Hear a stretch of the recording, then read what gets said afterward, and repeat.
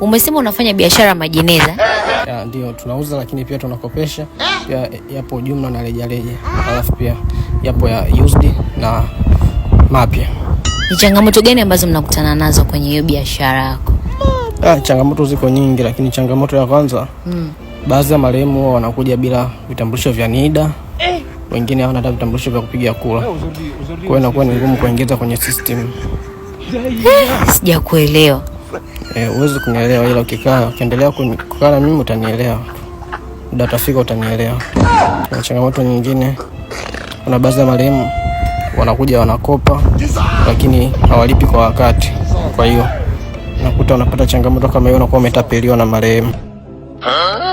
Kwa hiyo marehemu anakuwa amekutapeli? Mimi ndo nakuwa nimewatapeli wao. Sababu unasijakuelewa maanisha nini? Hata mimi sijaelewa. Sijui ungenielewesha vizuri hapo.